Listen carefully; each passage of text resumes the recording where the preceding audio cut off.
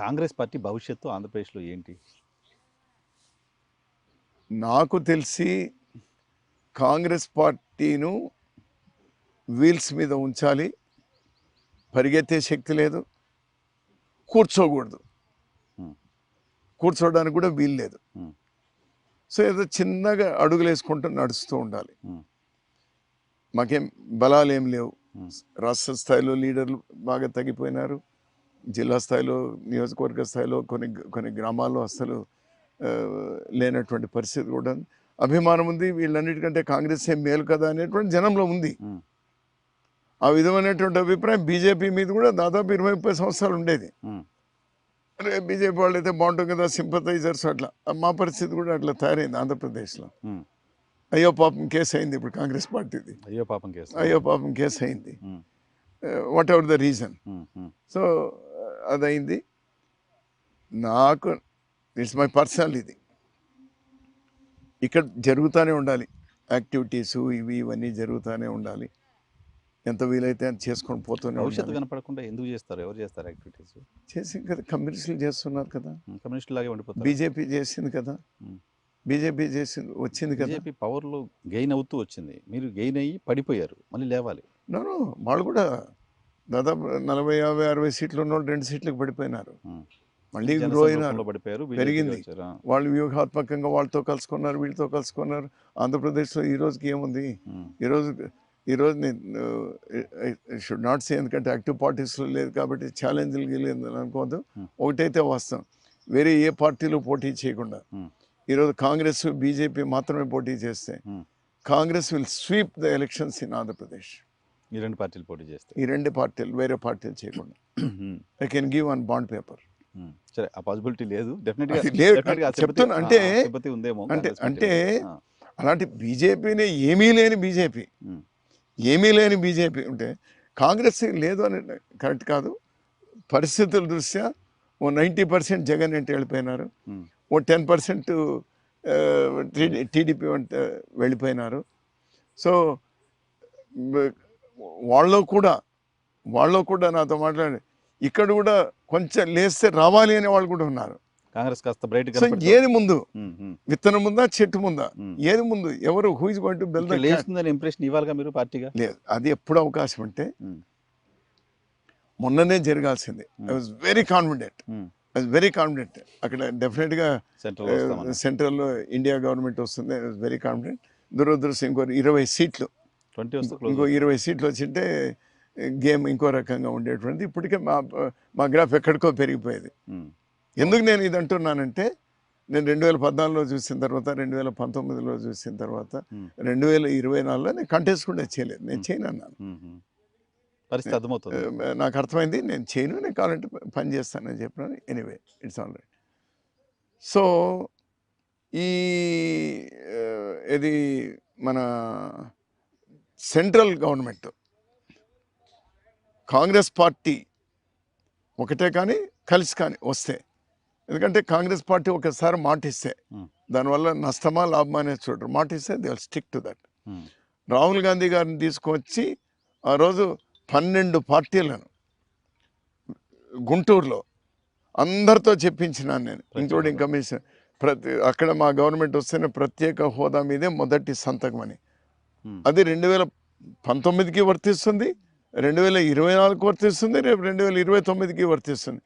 ఎప్పుడు అక్కడ గవర్నమెంట్ వచ్చినా అవన్నీ ఇక్కడ ఇంప్లిమెంట్ చేసినప్పుడు అప్పుడు రైజ్ అవుతుంది, డెఫినెట్గా రైజ్ అవుతుంది. బట్ అప్పటి వరకు కార్యకర్తలు ఉండాలి అని నేను రిక్వెస్ట్ చేస్తాను.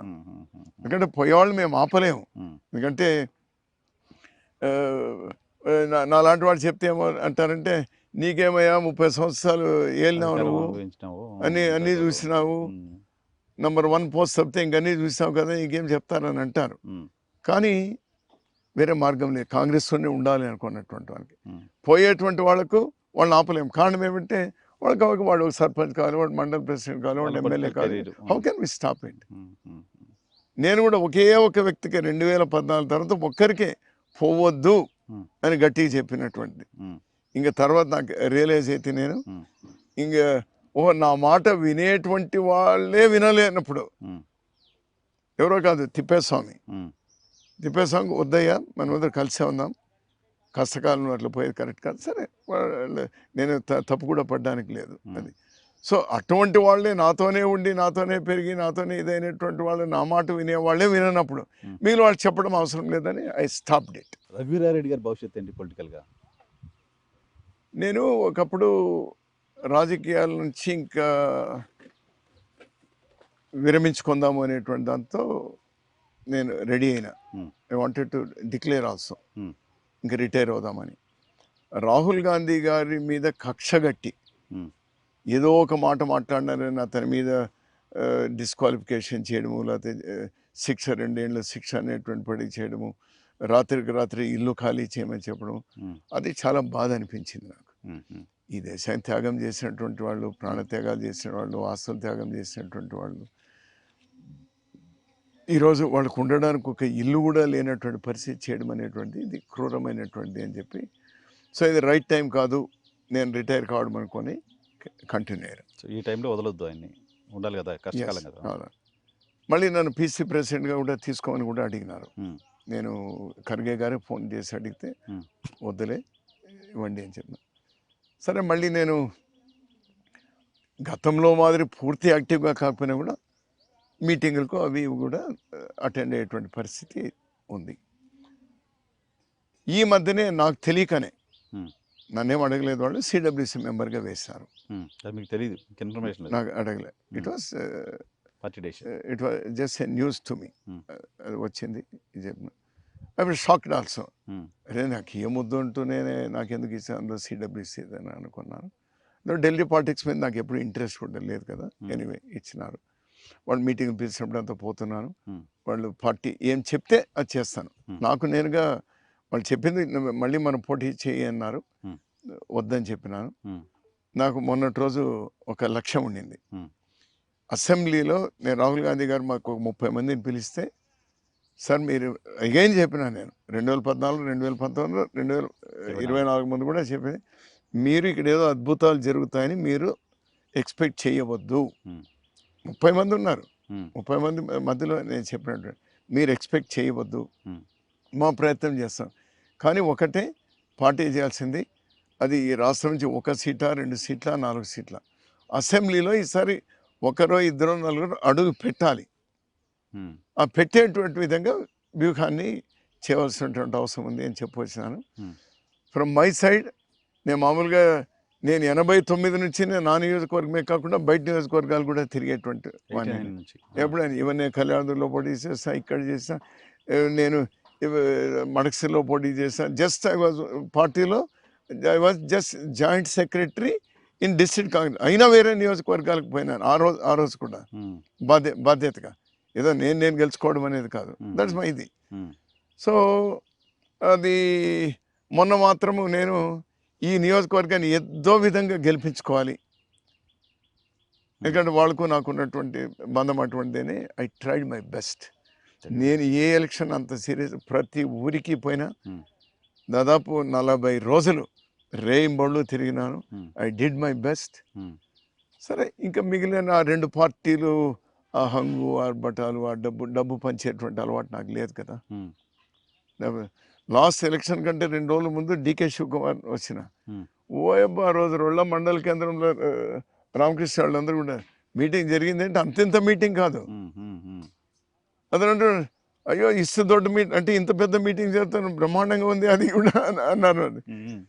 ఆ రోజు వాళ్ళకు కూడా చెప్పినా నేను, మీకు వాళ్ళు ఇచ్చే 1000, 1500, 2000 కావాలన్నా,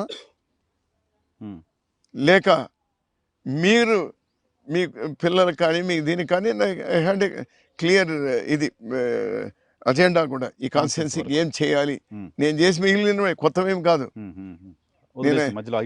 మధ్యలో ఆగిపోయినటువంటి అవన్నీ చేయాలి అనేటువంటి దాంతో ఉంటే, నేను కావాలన్నా మీకు ఆ డబ్బు కావాలన్నా తెలుసుకోండి అనే మాట కూడా ఆ రోజు మీటింగ్లో చెప్తాను. అంటే ఆ రోజు అర్థమైపోయి ఓహో ఇది ఈ డబ్బులు కాంగ్రెస్ వాళ్ళు పంచడం లేదు అని చెప్పి.